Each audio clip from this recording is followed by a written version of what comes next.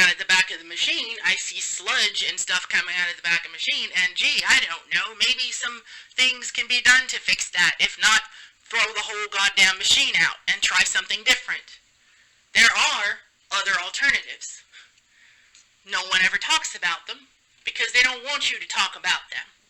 Because that's bad. If you were on, here's an analogy that I always use when I'm talking to people about this, is that no king throughout human history has ever willingly gave up their throne. They would rather watch the entire kingdom burn to the ground than to give up their throne. Power has a very corrupting kind of psychological element on people. And it'll even affect people who are CEOs or company owners, or different people like that. It has an effect, a psychological effect.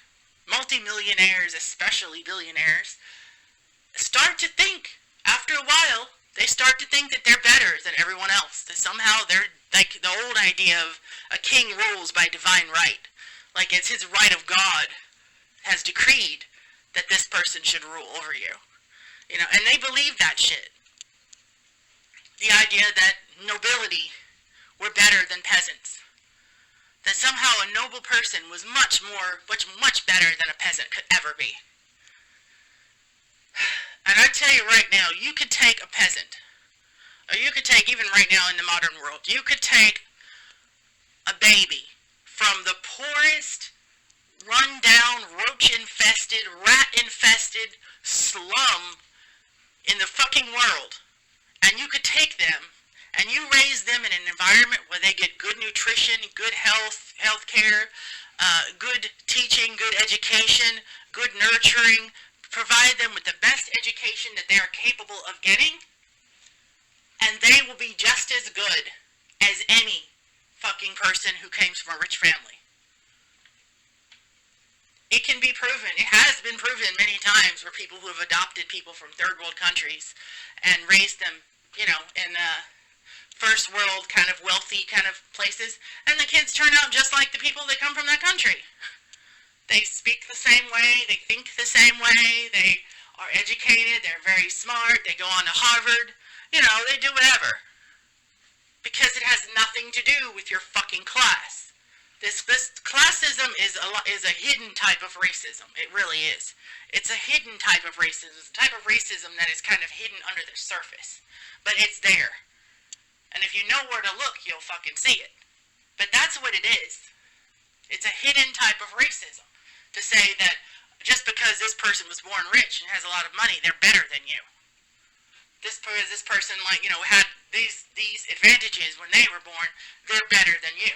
And just because you grew up in a slum or trailer park or project or some slum type of environment, you are somehow less than them. You are somehow not as good as them. You are inferior. You are, a second-class human. And all of that is bullshit. It's total, complete bullshit. It's propaganda pushed by the system, pushed by the capitalist fanboys that want shit just the way it is. They'll give you all this psychological shit to confuse you, to make you hate yourself, to make you feel like you're not worth it, to make you feel like you're a piece of shit. So while you're sitting there thinking you're a piece of shit, maybe you deserve to have to slave away your life. Maybe you deserve to have to sit there and toil away working in the fucking digging ditches or whatever the hell you have to do to live, Maybe they figure, well, maybe I have to do this. This is my lot in life. Even in the Middle Ages, peasants didn't really question it. If you were born a peasant, you were a fucking peasant. There was no mobility. It's getting to the point where there's no mobility even now. But there was even less of it then. And if you were born a peasant, you were a peasant, and there was nothing you could do about it. You were a low-born peasant, and that was your lot in life, and that's the way you're going to die. But if you were born a noble, and you were the child of a lady or a lord, that's the way you were going to be forever. You could only marry someone who was another lady or a lord. You could only be married to someone of your class. Don't you think that doesn't have a psychological effect on humans? eventually they start to think, well, we're different than them then. You know, if we can't even marry them, if we can't even associate with them, we can't spend time with these peasants, then these peasants, these commoners, they must be less, they must be something else. They're like second-class people. They're like less than us. This type of mentality, the kind of mentality that says that some groups of people are less than others, is what's going on even today. It's still the same thing. Hundreds of years into the future, it's still the same shit. Thousands even, because it was like this in ancient Rome. Thousands of years. And it's still the same thing. It has not changed. There are people that believe they're better than you just because they have more money than you. That somehow you are responsible for the problems in your life. If you are poor, if you were born to poor parents, that's your fault.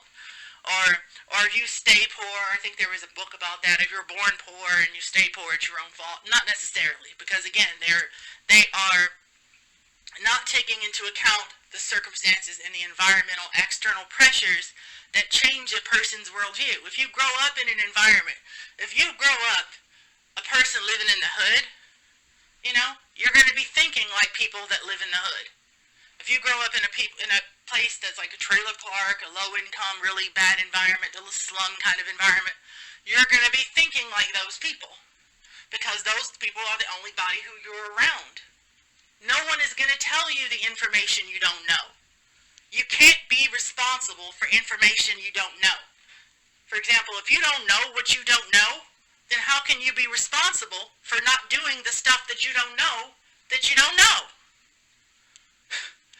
And yet it's ridiculous. It's like the dumb shit of how in order to get a job, you're supposed to have experience. But in order to get the experience, you need the fucking job. So how can I have experience at this job if you won't give me the job so I can get the experience? Like dumb shit like that. Paradoxical dumb shit. And, you know, this whole fucking society's full of shit like that. And you wonder why everyone's crazy. Why everyone's losing their damn minds. Because we live in a world that's completely inefficient and completely insane. It's insane. We live in the fucking Earth is like the insane asylum of the damn galaxy. And we live right in the middle of it. And you wonder why we have so much mental health problems. We have so many different issues going around where people are suffering and people are ODing on drugs and all kinds of shit. And you wonder why that is the way it is. But again, as long as it's not affecting that top 20%, no one gives a shit, because they don't care. Because it's not affecting them. It's not their family. It's not their children. It's not they don't care. It does not affect them. So as long as it doesn't affect them, they don't give a shit. So anyway, that's basically the end of that, and that's all I had to say about that. But it's the idea that people like Jordan Peterson will sit there and try to defend it. It's disgusting. And they will do, and it just fucking sets my fucking ass on fire every time I hear someone like him try to defend an inefficient, destructive, dangerous system. A system that's basically killing us. But again, they don't consider themselves us. They consider themselves as something above us, something better than the peasants. So it doesn't matter if the peasants can suffer. It doesn't matter if the peasants have to struggle and hurt and die and not have this and not have that. It doesn't matter as long as they don't suffer, as long as they don't have to suffer, as long as they don't have to be the ones who have to bear the consequences of their actions and their incredibly inefficient system. As long as they don't have to put up with that, they don't care. So where does it go? Where do you go from there? You know. So that is one of the foundations people talk about. It makes more sense for Gen Z and for millennials not to have children. Of course, if you're sensible, I mean, like I've said before, you don't even have to go down the route of philosophy. You don't even have to go down the Benatar idea of antinatalism and all of that. You don't even need to do that. All right, you can just look around and see that the world is a giant clusterfuck, And I don't know, gee, maybe it's not nice to want to bring children, innocent people that don't know what the hell's going on, into this world the way it is. Into this type of clusterfuck. Because it's cruel. It's cruel. If I knew what I know now and could see the world is working, and do you think someone who would have that is capable of looking at the world the way it is would go ahead and still bring a child into the world and be like, well, maybe it'll be okay. Maybe they'll roll the dice and everything will be fine for them. Like, no. That's cruel. That's callous. That's me taking a human life and throwing it out into the middle of a tornado and just saying, maybe everything will be okay. It might work out, it might not, Even though deep down statistically speaking, if you are financially struggling yourself, or if you're having trouble paying off your college debt, or if you're doing this, or you're doing that, if you're having any kind of trouble in your life, monetarily, like with money and finances and all that, if you have a baby, they're going to inherit all of your problems. You're just going to be passing on the shit that's happening to you. You're going to be passing that on to the next generation of people, your children, your offspring, your whatever you want to call them. You're going to be passing your shit on to them. And then they'll grow up, and they'll have children, and they'll pass the shit on to their children. And that's what Elon Musk wants. He wants that because he wants more slaves, more workers. And especially people like Bezos. Get in that factory and start working. They don't care about you. They don't care that people have actually died in those factories, who've literally worked and collapsed and died on the fucking factory floor. There are people that have done that. If you don't believe me, just look up people dying on Amazon factory floor. Just do that. And you'll find many reports about people have died on working for Amazon. So, it's insane. So, of course, that they're not going to care. They want you to have more babies. But if you're sensible and you're compassionate and you can look at the world and go, this is not a world that you really want to have children in. This isn't a place that's good for kids anymore. It really isn't. So you don't even need the philosophy. You don't need to go into the whole, the depth of understanding the morality of bringing children in life, or the David Benatar's ideas and the stuff that he talks about in his books and stuff. You don't really need to go into that. You can just look at the world, realize that the world is a shit cluster. It's a horrible, terrible place to bring life into, especially an innocent kid that doesn't know what the hell is going to happen. Because when we're born, we don't know. We didn't know this shit was going to happen to us. When I was 10 years old, I had no idea that shit was this bad. I kind of had some ideas, because I went through some shit by the time I was 8 years old, like I said, and I'll talk about that later, but, I had some ideas, probably more than most 10-year-olds, but still, I wasn't even anywhere near close. I wasn't even touching the surface of how bad shit really is. So if you have an inclination, if you understand how bad things are, then, there are people who have, who suffer and go on and still have children, and how can that be anything but just them being either ignorant by choice, like they're being willfully ignorant. They know stuff is bad, but they're like, no, I'm just going to do it anyway and hope for the best.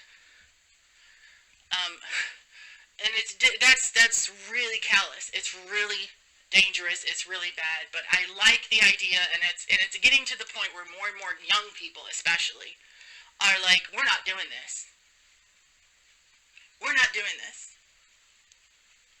We see that there's no future. There's barely a future for them. Like the Gen Z kids. It's barely a future for them. Barely. And they're like, well, why the hell should we have kids and we're struggling this hard? If we're struggling this hard just to survive, why the hell should we have another generation that's probably going to struggle harder than the current generation is? And they will. It's not going to get better. It's going to get worse. Like I said before, societies don't change because they logically reason it's a better thing to do. No, they don't change because of that. They change because the system gets so fucking bad, and there's so many people dying, and it's so horrible, and life is so terrible that the system has no choice but change. But it's going to get significantly worse before that happens. Alright, I don't know what the 2050s are going to look like, but, it's not going to be pretty. You're going to be, as bad as it is right now, in 2050, you're probably going to be thinking, gee, it was really nice back in the 20s. That was the good old days. It's probably going to be like that. It's probably going to be like we're going to be wishing for the fucking 20s. As bad as the 20s are. So, yeah, there's no sensible reason at all to bring more kids into this. It really isn't. Anyway, I don't know if I post this or not because this wasn't a planned video. This was just kind of a rant that I was talking to someone. So if it happens to be posted online, thanks for watching. Be safe as you can, be out there. And I'll see you next time with more of my normal videos. Alright, bye for now. Bye.